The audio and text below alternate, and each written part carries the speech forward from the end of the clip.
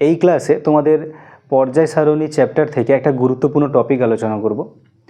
সেটা হচ্ছে গিয়ে এই যে মৌলগুলা পর্যায় সারণী যে সাজানো আছে, এবার যে কোনো মৌলের অবস্থান কিভাবে তুমি নির্ণয় করবে ওই পর্যায় সারণীতে যে কোনো মৌলের অবস্থান তুমি কিভাবে নির্ণয় করবে। আর একটা মৌলের অবস্থান পর্যায় সারণীতে যদি নির্ণয় করতে হয় তাহলে তোমাকে ওই মৌলটা কত নম্বর পর্যায়ে এবং কত নম্বর শ্রেণীতে অবস্থান করেছে সেটা তোমাকে জানতে হবে। তো তার আগে পর্যায় আর শ্রেণী সেটা খুব ভালো করে জানতে হবে। পর্যায় কি, শ্রেণী কি। পর্যায়টা কি? পর্যায়টা হচ্ছে পর্যায় সারণীর অনুভূমিক যে সারিগুলা থাকে, ঠিক আছে, অনুভূমিক সারিগুলো থাকে। যেরকম ধরো আমি এমনি একটা এক্সাম্পল নিচ্ছি, যে এটা একটা টেবিল বানাচ্ছি,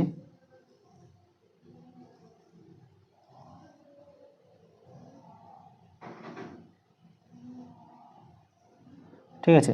তাহলে এইগুলা এই অনুভূমিক যে সারিগুলা এইগুলা হচ্ছে গিয়ে তোমার পর্যায়, এইগুলো হচ্ছে পর্যায়। আর এই উল্লম্ব যে সারিগুলা এগুলো হচ্ছে গিয়ে তোমার শ্রেণী, ঠিক আছে। এবার আধুনিক পর্যায় সারণী যেটা, সেটা এই পর্যায় সংখ্যা কত হয়? আধুনিক পর্যায় সারণীতে পর্যায় সংখ্যা হচ্ছে গিয়ে 7টি, আর শ্রেণী সংখ্যা সেটা হচ্ছে 18টি। এবার এই 7টি পর্যায় এবং 18টি শ্রেণীতে মৌলগুলোকে সাজানো হয়েছে। এবার ওই মৌলগুলি পর্যায় সারণীতে কোথায় অবস্থান করেছে সেটা তোমরা কিভাবে নির্ণয় করবে। তবে আমাদের সিলেবাসে 20টা পর্যন্ত যে মৌল আছে ওই অবস্থানটা জানা যায়। এর পরের মৌলগুলো আমাদের জানতে হবে না, পরে ক্লাস 11-এ উঠলে জানবে। তো প্রসেসটা কি, কিভাবে আমরা ওই মৌলগুলোর অবস্থান বের করব। তার কয়েকটা স্টেপ আছে। দেখো স্টেপগুলো আমি বলি। ফার্স্ট যেটা স্টেপ, তোমাকে বলবে যে মৌলটা বলবে যে ওই মৌলটার তুমি অবস্থান নির্ণয় করো। তাহলে ফার্স্ট স্টেপ তুমি কি করবে? ওই মৌলটির ইলেকট্রন বিন্যাস করো,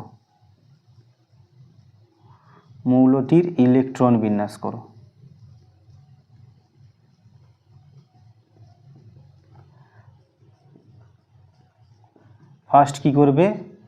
মৌলটির ইলেকট্রন বিন্যাস করবে। সেকেন্ড স্টেপ হলো কক্ষপথ সংখ্যা নির্ণয় করবে। কক্ষপথ সংখ্যা নির্ণয় করো এবং শেষ কক্ষপথে ইলেকট্রন সংখ্যা নির্ণয়। শেষ কক্ষপথের ইলেকট্রন সংখ্যা নির্ণয়, ঠিক আছে। ফার্স্ট স্টেপ তুমি কি করবে? মৌলটির ইলেকট্রন বিন্যাস করবে। সেকেন্ড স্টেপ কি হবে? কক্ষপথ সংখ্যা, মানে এই ইলেকট্রন বিন্যাস করার পর কটা কক্ষপথ আর শেষ কক্ষপথে কটা ইলেকট্রন আছে। এবার থার্ড স্টেপ অ্যান্সার লিখবে। অ্যান্সারটা কি লিখবে? এই যে যটা কক্ষপথ হবে সেটাই হচ্ছে পর্যায় সংখ্যা, মানে কক্ষপথ সংখ্যা সমান হবে পর্যায় সংখ্যা, ঠিক আছে।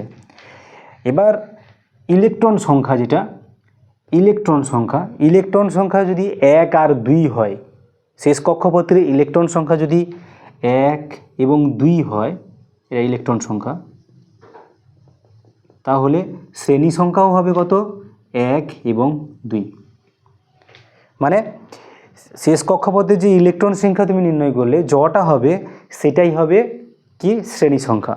যদি ইলেকট্রন সংখ্যা 1 অথবা 2 হয়, তাহলে যদি ইলেকট্রন সংখ্যা 1 হয় তাহলে শ্রেণী সংখ্যা 1 হবে, ইলেকট্রন সংখ্যা যদি 2 হয় শ্রেণী সংখ্যা কত হবে? 2। কিন্তু ইলেকট্রন সংখ্যা যদি কত হয়? 3, 4, 5, তখন কিন্তু শ্রেণী সংখ্যা তোমার হবে, তো 3-এর সঙ্গে তোমাকে 10 যোগ করতে হবে, 4-এর সঙ্গে 10 যোগ করতে হবে। মানে এরপর 2-এর বেশি হলে 3, 4, 5 এইগুলো যদি হয় তাহলে তোমাকে কি করতে হবে, তার সঙ্গে 10 অ্যাড করতে হবে। মানে এটা হবে 13, এটা হবে 14, এটা হবে 15। ঠিক আছে? তো এইভাবে তুমি কি করতে পারবে, কোনো মৌলের পর্যায় সারণীতে অবস্থান তুমি নির্ণয় করতে পারবে। একটা এক্সাম্পল দেওয়া যাক। ধরো সোডিয়ামের ইলেকট্রন সংখ্যা কত? 11। তাহলে এটাকে যদি ইলেকট্রন বিন্যাস করো 2, 8, 1 মানে KLM, তাহলে কক্ষপথ সংখ্যা কত? কক্ষপথ সংখ্যা হচ্ছে গিয়ে 3টা। আর শেষ কক্ষপথে ইলেকট্রন সংখ্যা সেটা হচ্ছে 1। তাহলে অ্যান্সার কি লিখব? পর্যায় হচ্ছে তৃতীয়, তাই তো? আর শ্রেণী কত হচ্ছে? শ্রেণী হচ্ছে 1।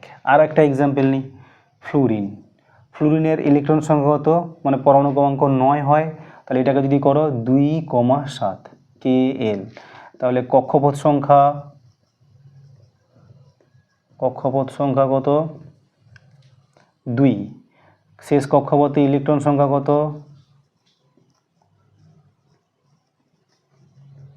শেষ কক্ষপথে ইলেকট্রন সংখ্যা 7। তাহলে অ্যান্সার লিখো। পর্যায় সংখ্যা তাহলে কত হবে? দ্বিতীয় পর্যায়। আর শ্রেণী তাহলে কত হচ্ছে এখানে? দেখো এখানে 3-এর থেকে বেশি, তাহলে 10 + 7 17 নম্বর। বোঝা গেছে? তুমি আরও একটা করো, ম্যাগনেসিয়াম করে দাও। ম্যাগনেসিয়াম কত? 12। ম্যাগনেসিয়াম 12 কত হবে? 2, 8, 2 আর লিখছি না। তাহলে কটা কক্ষপথ? 3টা কক্ষপথ। তাহলে এটা হবে তৃতীয় পর্যায়। আর শ্রেণী কত হবে? 10, 2, 12। একদম হবে না, 12 হবে না, কারণ হচ্ছে 2 আছে, মানে সেকেন্ড শ্রেণী, দ্বিতীয় শ্রেণী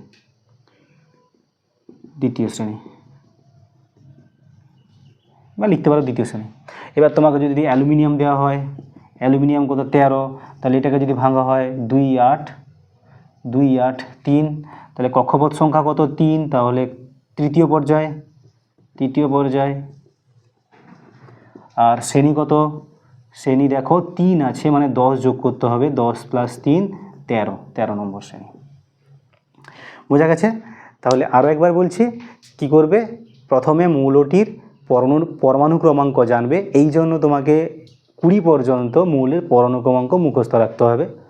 এরপরে কি করবে? তুমি ইলেকট্রন বিন্যাস করো। ইলেকট্রন বিন্যাস করলে কক্ষপথ সংখ্যা দেখবে, কক্ষপথ সংখ্যা যা হবে সেটা হচ্ছে পর্যায় সংখ্যা। আর শেষ কক্ষপথের ইলেকট্রন সংখ্যা দেখবে।